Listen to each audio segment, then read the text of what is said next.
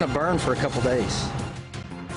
Thick black smoke has been drifting across North Texas after a fire started at a plastics plant in Grand Prairie. Why some people are being encouraged to stay inside while that fire continues to burn out. COVID in schools, the North Texas School District reporting a case of the virus on the first day of the new school year. At a Dallas Cowboys home game with no Dallas Cowboys cheerleaders, well, that's a real possibility this year, and we're talking about it. Good afternoon, everyone. Thanks for joining us at 4 o'clock. I'm Ken Molestina. Reminder to you, we are streaming for you now on CBSN Dallas-Fort Worth. Firefighters are finally winning the battle this afternoon against a huge fire at a plastics company in Grand Prairie. This is all happening at Poly America, right off of the President George Bush Turnpike and Marshall Drive. The fire is burning on northwest end of the property that you see there on your screen, and that's where we find Jason Allen this afternoon. Jason, there was concern that the fire could burn for days. Yeah, because there is just so much material over here to burn, Ken. These are stacks and rolls of plastic that are stacked up along the railroad tracks here, and you can see firefighters right now are pouring streams of water, streams of foam onto that section that was just burning until just a few seconds ago. There was a big, huge black plume of smoke, and throughout the afternoon, all we really saw was white wisps and gray smoke coming out. It's only in the last 30 minutes a spot fired up here again, and this has been the difficulty with this fire. These hot spots that reignite because there is just so much material to burn.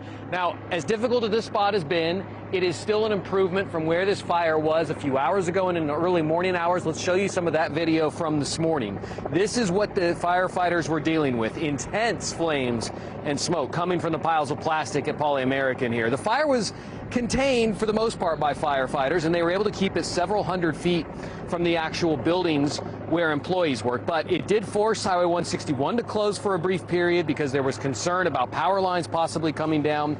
It also prompted some recommendations for people downwind to stay inside. The TCEQ, the State Environmental Quality Agency, did send contractors out today to take air samples to monitor conditions for people who were in the path of the smoke, but no one had to be evacuated, and there have been no reports of any injuries. As we come back out here live, we want to show you that there are some high-tension power lines, as we described, that run across and over the area where this fire is burning. And if you look at one of them, you can see where the lines are down. That is one of the possibilities, the likely possibility, that firefighters are looking at for the cause of this fire. As I mentioned, there was concern at one point that the flames were burning hot enough that those towers might actually collapse and pull lines down for up to a half-mile in distance.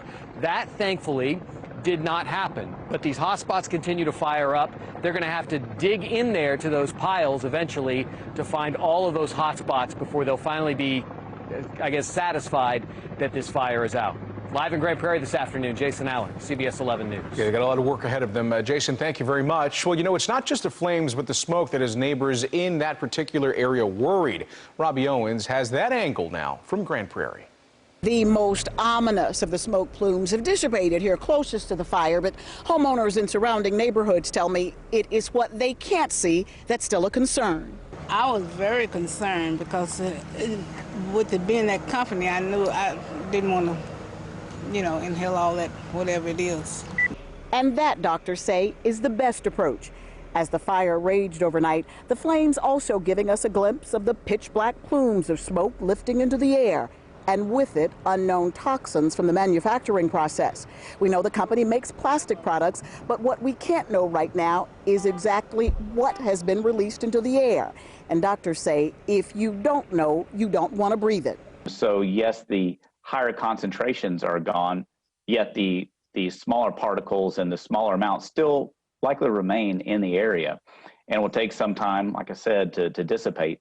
Not knowing the exact nature of what's in the air, it makes sense for the next 1 to 2 days to avoid being outdoors in those areas that were directly impacted.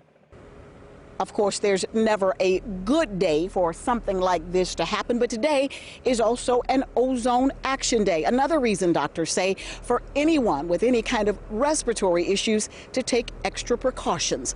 And we'll talk more about that ahead at 5. In Grand Prairie, Robbie Owens, CBS 11 News.